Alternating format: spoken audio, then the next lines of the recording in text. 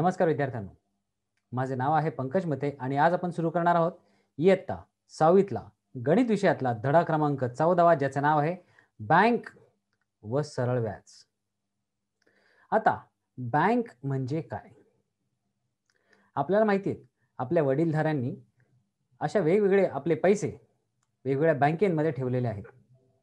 त्या बँकांच्या वेगवेगळ्या सुविधांचा ते वापरही करतात. आता ही खरं तर बँक आहे काय? ही बँक बनवली कशासाठी? आणि बँकेचे फायदे कुठले कुठले, या सगळ्यांचा अभ्यास आपण या धड्यातून करणार आहोत. तर चला सुरू करूया या नवीन धड्याला, ज्याचे नाव आहे बँक व सरळ व्याज. आता हे पहा, हे आहे बँकेचे आतले चित्र. यात तुम्ही पाहू शकता, या आतल्या बाजूने, काचेच्या आतल्या बाजूने बँकेतले कर्मचारी बसले आहेत, जे आपल्याला ज्या गरजेच्या कार्य करायचे आहेत त्यासाठी ते मदत करतात. म्हणजे हे आहे सेव्हिंग्स अकाउंट. आपले खाते, दोन प्रकारचे खाते असतात. एक असतात सेव्हिंग, एक असतात करंट. सेव्हिंग असतात ते आपल्या स्वतःसाठी असतात, म्हणजेच माणसासाठी बनवलेले असतात, सेल्फसाठी बनवले असतात. तर करंट हे व्यावसायिकांसाठी बनवले असतात. आता इथे हे व्यक्ती, त्यामागे अजून एक व्यक्ती असे उभे आहेत. असे दोन व्यक्ती एका मागोमाग एक लाईनीत मध्ये उभे आहेत. ही व्यक्ती इथे या काउंटरवरती आपल्या स्वतःच्या खात्यात पैसे टाकू शकते किंवा ह्या खात्यातून पैसे काढू शकते. तसेच या इथे वेगवेगळ्या प्रकारचे आपल्याला इथे चित्रे दिसत आहेत. त्यावरती तो माणूस ज्या खात्याशी किंवा ज्या कार्याशी निगडीत आहे तेच फक्त काम ते करतो. आता हे बँक आहे काय? बँक बनवली कोणासाठी? बँकेचे फायदे कोणाकोणासाठी असतात आणि काय काय मिळतात, ते आपण या धड्यातून जाणून घेऊया. बँक ही पैशांचे व्यवहार करणारी एक सरकार मान्य संस्था असते. सरकारने खरं तर ही बँक बनवली आहे. जेव्हाही आपल्याला आपले स्वतःचे पैसे एका ठिकाणी, चांगल्या सेफ ठिकाणी जेव्हा ठेवायचे असतात, तेव्हा सरकारने ही बँक बनवली. आता त्या बँकेतून आपण पैशाचे कोणतेही व्यवहार करू शकतो. म्हणजे कोणाला पैसे द्यायचे असतील किंवा कोणाकडून पैसे घ्यायचे असतील, तर ते आपल्या बँकेतून होऊ शकतात. ती एक वित्तीय संस्था असते. वित्तीय म्हणजे वित्त म्हणजे पैसा. इथे लिहिले वित्त म्हणजेच पैसा. तर ही एक अशी संस्था आहे जिथे आपण पैशांचा व्यवहार करू शकतो.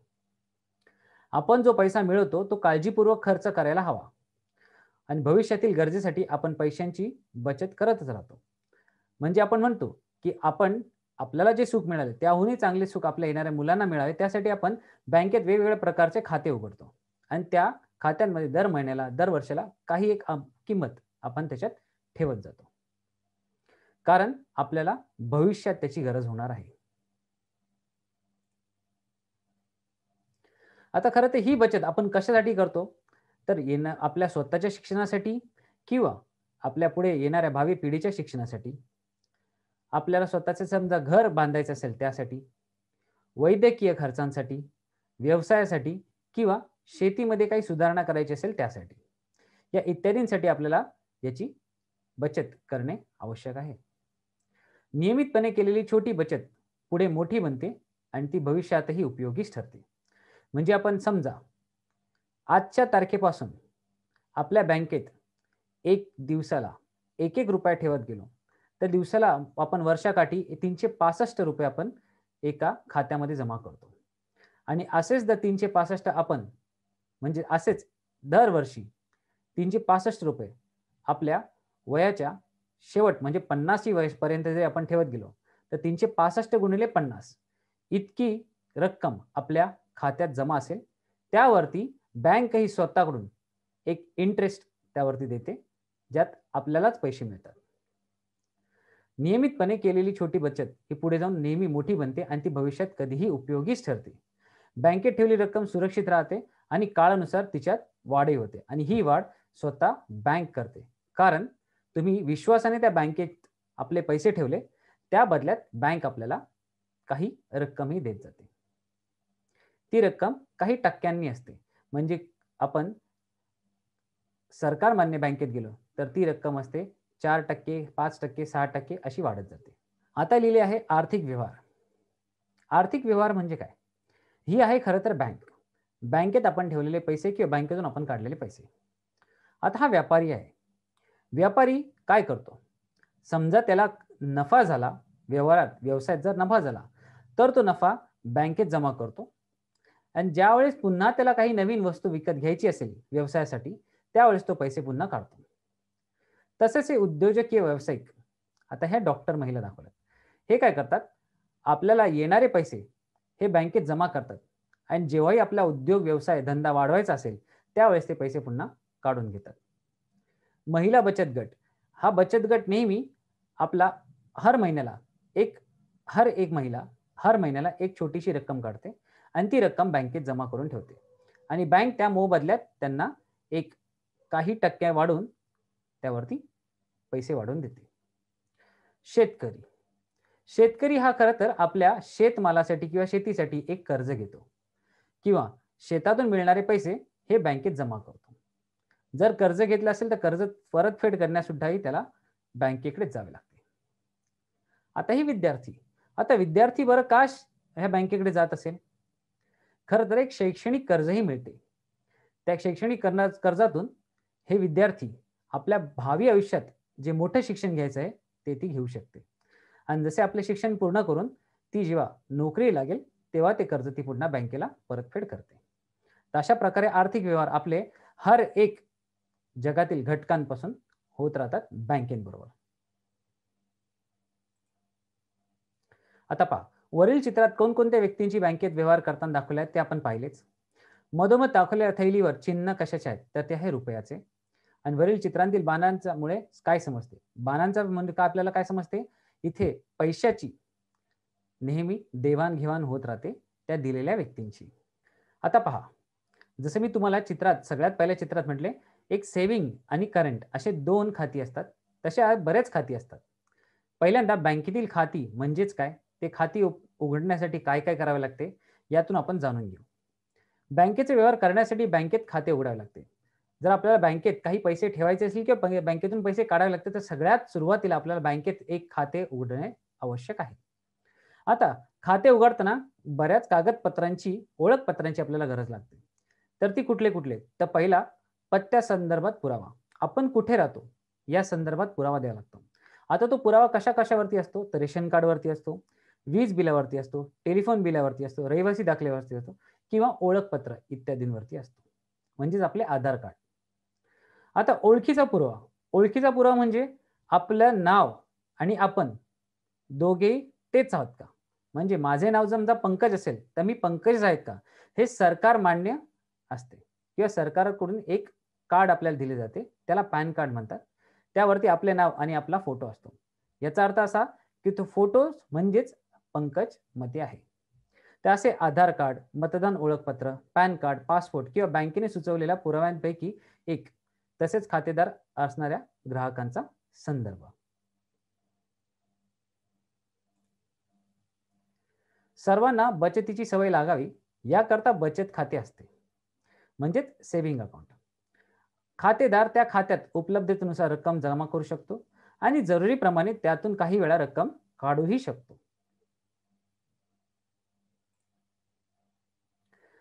बचत खात्यामध्ये असलेल्या रकमेवर बँक 4% ते 6% इतके व्याज देते.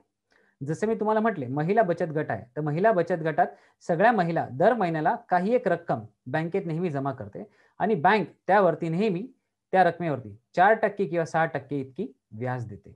आपले स्वतःचे समजा बचत खाते असेल किंवा कुठलेही खाते असेल, त्यावरती बँक नेहमी आपल्याला व्याज देत राहते. बचत खात्यावर व्यवहार करण्यासाठी खातेदाराचे पासबुक.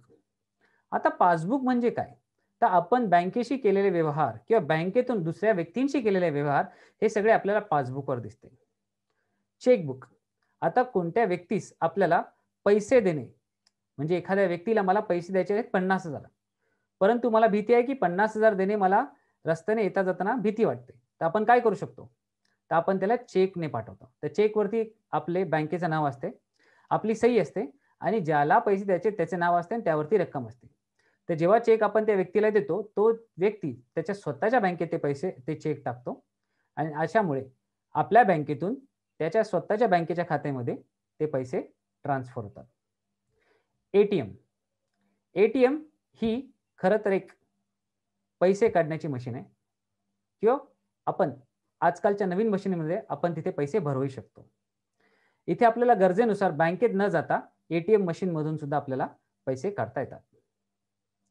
आता हे एटीएम कार्ड आहे, ज्याचा वापर आपण एटीएम मशीन म्हणून पैसे काढण्यासाठी आपण करतो. Mobile banking. आता मला बँकेतही जायची गरज नाही, मला एटीएमची गरज नाही. मी आता मोबाईल बँकिंग म्हणजे काय, माझ्या मोबाईलवरनच ज्याला पाहिजे त्याला पैसे पाठवू शकतो किंवा ज्याला पाहिजे तो मला पैसे देऊ शकतो.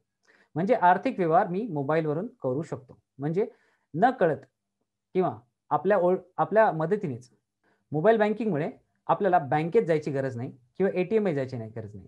आपण कोणालाही घर बसल्या पैसे देऊ शकतो किंवा कोणतीही व्यक्ती घर बसल्या आपल्याला पैसे आपल्या खात्यात जमाही करू शकते. SMS बँकिंग आहेत, इंटरनेट बँकिंग या इत्यादी सुविधाही आपल्याला बचत खात्यावर मिळतात. पैसे भरण्याकरता तसेच बँकेतून पैसे काढण्याकरता विशिष्ट छापील नमुन्यात फॉर्म भरावा लागतो. आपल्याला नेहमी बँकेतून समजा पैसे काढायचे असेल किंवा बँकेत पैसे भरायचे असेल, एक आपल्याला फॉर्म भरावा लागतात, त्याला म्हणतात डिपॉझिट स्लिप. ज्यातून आपण पैसे काढू शकतो किंवा त्यातून पैसे घेऊ शकतो, पण त्याआधी ती फॉर्म आपल्याला भरणे आवश्यक असते आणि तो बँकेत जमा करणे आवश्यक असते. प्रत्येक बँकेचा फॉर्म हा वेगवेगळाच असतो, कारण त्या बँकेत आपले स्वतःचे खाते नंबर हे नेहमी वेगवेगळे असते. काही बँकेत 12 आकडे असतात, काही बँकेत 15 आकडे असतात. तरीही त्यात भरायची माहिती ही सारखीच असते. म्हणून फॉर्म वेगळा असतो, परंतु त्यात भरायची माहिती ही सारखी असते. म्हणजेच आपल्याला समजा पैसे भरायचे तर 2000च्या किती नोटा भरल्यात, 100च्या किती नोटा भरल्यात, 500च्या किती नोटा भरल्यात, त्याची सगळ्यांची तिथे माहिती तिथे नोंदवावी लागते. ती जागा सगळ्या बँकांच्या ह्याच्या सेमच असते. आपले खाते क्रमांक, तारीख, आपल्या बँकेचा खरं तर पत्ता, हे सगळ्या गोष्टी सारख्याच असतात. बँकेत चालू खाते असाही एक प्रकार असतो, ज्यात आपण रक्कम किती वेळा काढू शकतो, किती वेळा ठेवू शकतो, परंतु त्यात आपल्याला व्याज मिळत नाही. म्हणजे बँक आपल्याला त्यावरती व्याज देत नाही. पहा, त्यातून आपण किती वेळा रक्कम काढता येते, पण त्या खात्यातील रकमेवर व्याज मिळत नाही. म्हणजे आपण त्या खात्यात समजा पैसे ठेवले तर ते वरती आपल्याला बँक व्याज देत नाही, जे आपल्याला बचत खात्यावरती बँक देते. अधिक कालावधीसाठी जर आपल्याला ठेव म्हणजे आपल्याकडे असलेले पैसे आपण अधिक कालावधीसाठी बँकेत ठेवल्याचे, त्यावरती आपल्याला व्याज मिळण्यासाठी तिथे वेगवेगळ्या प्रकारचे मुदत बंद ठेव म्हणजेच FD, ज्याला म्हणतात फिक्स डिपॉझिट, आवर्ती ठेव म्हणजेच RD, त्याला म्हणतात रिकरिंग डिपॉझिट, अशा सोयी आहेत. म्हणजे एक ठराविक काळासाठी आपण बँकेत पैसे आपले ठेवू शकतो. त्यावरती बँक आपल्याला वर्षाकाठी किंवा 2 वर्षाकाठी किंवा 5 वर्षाकाठी किंवा काही महिन्यांकरता सुद्धा त्यावरती एक व्याज देऊन आपल्याला ती रक्कम परत करते, पण ठराविक मुदतीनंतरच. तर पहा, आज आपण काय शिकलो? बँक खरं तर आहे काय? बँक आहे आपली एक वित्तीय संस्था, जिथे आपण पैशाचे देवाणघेवाण करू शकतो, आपले आर्थिक व्यवहार करू शकतो. आपल्या घरातले किंवा आपल्या सुरक्षितेकरता ते पैसे आपण त्या बँकेत किंवा खात्यात आपण ठेवू शकतो. त्या मोबदल्यात बँक आपल्याला 4 ते 6% ही व्याजही देते. म्हणजे ती रक्कम आपल्याला काढताना वाढवूनही मिळू शकते.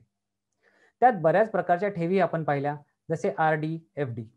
त्या आपण काही कालावधी करता आपण त्या बँकेत ठेवू शकतो. त्यावरती बँक आपल्याला व्याज दर लावून देते. चला, आपण इथेच थांबू. बँकेतले अजून वेगवेगळ्या प्रकारचे कारभार, व्यवहार आपण पुढच्या भागात बघूया. तोपर्यंत धन्यवाद.